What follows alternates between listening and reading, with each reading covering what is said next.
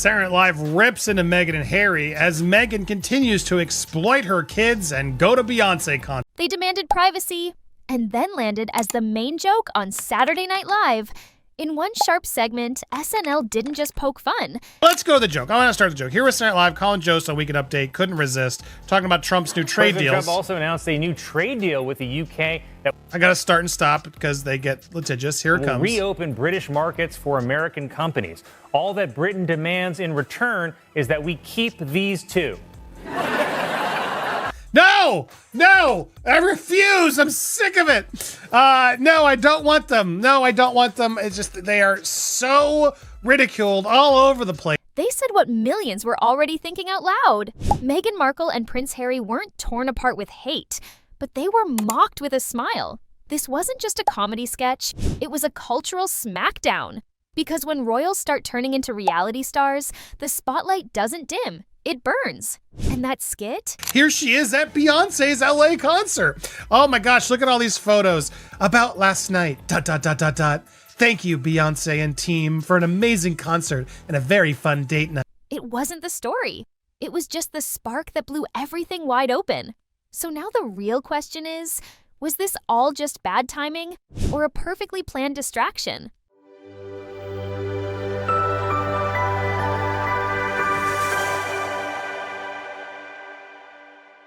Just days after the SNL takedown, Meghan Markle was spotted all smiles at Beyonce's sold-out LA concert. Because we have Prince Harry and Meghan Markle looking rather smashed at a Beyonce concert. And these are not pictures other people have posted. Meghan has posted this herself. And the internet snapped. Photos of Meghan shining under the spotlight hit social media, paired with a sweet thank you to Beyonce and her team for a fun date night. At first glance, it looked innocent, just a celebrity enjoying the show. But fans weren't fooled. They saw something way more calculated, a perfectly timed appearance in the middle of a PR mess. The backlash hit instantly. Critics asked what everyone was thinking. If she wants privacy, You're clearly there with your friends, Brian Robbins and his wife, who they bring you all these items. You guys are clearly their plus ones in their whatever box this was. why does she keep showing up like it's a red carpet? Why the staged poses, the styled looks, the filtered captions? And the biggest jaw-dropper, did Beyonce even invite her? Insiders dropped a bomb. This wasn't even Beyonce's personal invite. Meghan and Harry were allegedly tag-alongs, invited by Paramount boss Brian Robbins and his wife, who supposedly secured the luxury box seats. So while Meghan's caption dripped with sparkle and gratitude, and then this, it's like you get the ick. What the heck? Like, she's not even that into it. It just looks so tacked on. behind the curtain, it smelled like a setup. This wasn't just a fun night out, it was a calculated move. A slick chance to steer attention away from the SNL roast and rewrite the headlines.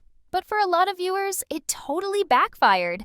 People said it felt too clean, too perfect, too planned. And once the zoom-in started, fans can see the Duchess dancing to Beyonce's song Summer Renaissance, followed by a sweet video of Harry planting a kiss on Meghan's cheek. the internet only got more suspicious. The concert pics, they were supposed to show a cute, relaxed moment. Meghan glowing, Harry chilled out, the perfect pair lost in the music. But when fans looked closer, something felt off. The smiles, too posed. The vibe, staged. The whole scene started to look less like a date night and more like a photo shoot in disguise. Then came the kiss.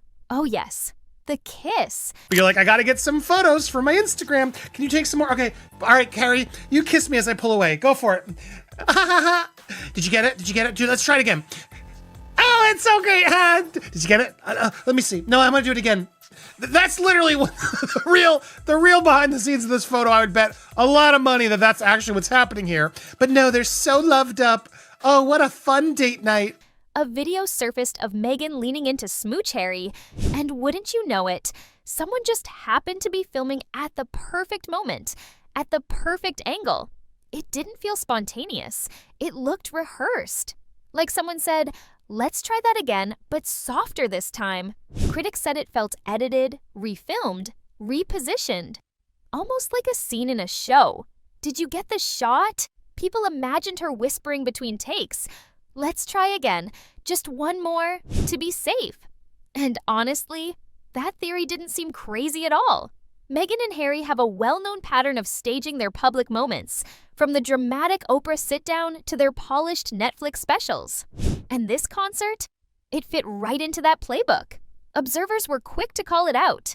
How can you hate media attention while constantly fueling it? Oh, the secret hidden meaning, the hidden symbol in her Instagram post. Can you guys figure out what the hidden meaning is? Oh, how wonderful.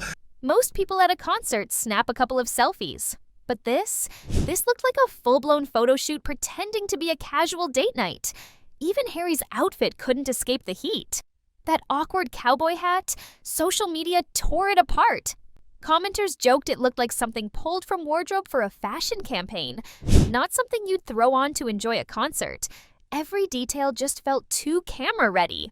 Social media exploded with jokes and memes tearing into the so-called spontaneity of the concert appearance. Oh, the two palm trees that signify mama and dada. Oh, how lovely. No, it's not lovely. It's really gross. Stop putting your kids on social media if you're worried about your privacy and safety, etc., etc. Every angle, every move, every smile. People said it all felt just a little too staged. But here's the twist. Meghan wasn't done making headlines. The concert, that was just part one. She had more to share. You look lovely. Thank you, so do you. Before we get into it,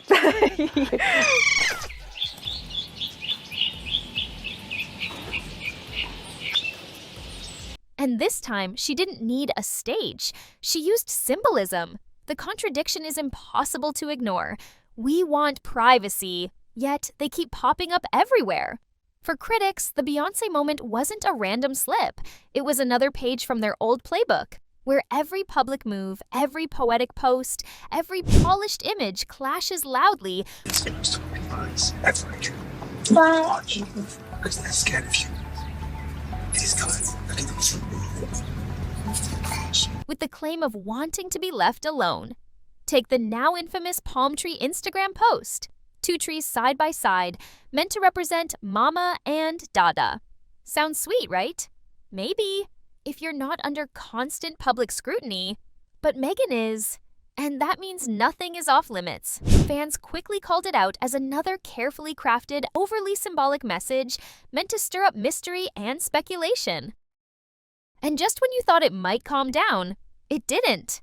Not long after, Meghan shared a post about a hummingbird flying into their home after the Queen's funeral, hinting it was a spiritual visit from the late monarch. They want it both ways. These people were so mean to us and poor us, and we don't want all this attention. And then let me write a book about how much we don't want attention. Sweet, maybe, until you realize it came through her branded lifestyle platform, dressed in polished captions and quiet jabs. Critics were quick to call it performative grief. Another example of emotional storytelling wrapped in PR polish. That's the issue. It's not the post, it's the pattern. One moment she's vulnerable, the next she's controlling every filter, every font. To many, it feels like Meghan and Harry have become a brand, not a couple. With each styled post, the message gets blurry. Do they want peace or attention, privacy, or control over the spotlight? Then came the real shocker. Meghan posted a Mother's Day tribute to herself. While most moms get posts from loved ones, Meghan penned her own, full of poetic metaphors and a pro-level photo of her kids climbing Mama Mountain. Faces hidden, of course, but nothing about it felt spontaneous. They kind of f***ed up their whole thing, went way too hard on we're victims, and they assessed the mood of their generation and America correctly in that we are lovers of victimhood. Yeah. But America did finally find a way to say, you know what, we love victims, but you two, we've just had a little too much. The post was meant to be a sweet tribute, but instead it raised a ton of side eyes. Critics didn't slam motherhood, they questioned the motive. Why was such a personal, emotional moment wrapped in perfection, posted like a brand campaign? Who staged the photo? Who styled it? Why did it feel like marketing, not memory? And then came the real question. Was this truly about motherhood, or just about Meghan? The caption was full of soft metaphors, kisses, raindrops, even French fry salt. But it didn't feel raw or real. It felt like a calculated move to look relatable. If Meghan and Harry can quit their family, you can too. No. I'm searching for something to like about her, and it's so hard. While actually reinforcing her brand. The irony? In trying to connect, Meghan ended up alienating again. She spotlighted herself in a moment usually reserved for others to express love. And Harry's silence didn't help. No tribute to Meghan, no mention of Diana. On a day meant for reflection, the post still circled back to Meghan's image. It wasn't the post that triggered people, it was the pattern. Here it Will comes. reopen British markets for American companies. All that Britain demands in return is that we keep these two. No! Another carefully staged moment, wrapped in emotion, but driven by strategy. A woman who claims to crave privacy, yet keeps turning up the volume on herself. And the one piece no one forgets? Not the concert, not the kiss, but what they left behind when they ditched their global charity spotlight and who they left in the fallout. To Meghan's supporters, the backlash proves one thing. People still fear a woman who speaks up, but critics? They're louder than ever and losing patience fast. They don't hate her for being visible. They're just tired of hearing she doesn't want the spotlight, while her PR team keeps delivering polished moments on cue. That divide keeps growing. Meghan and Harry seem stuck between being authentic or performing, open or strategic. And the media, they're done holding back.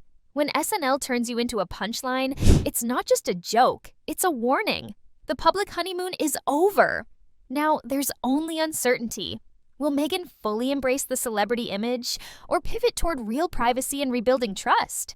Because at this point, the spotlight isn't on her just for being famous. It's on her because people can't tell if she's being real or just playing a role. What started as a comedy sketch has now become a major wake-up call, not just for Meghan and Harry, but for everyone watching. Trust is fragile, and no perfectly staged photo can win it back.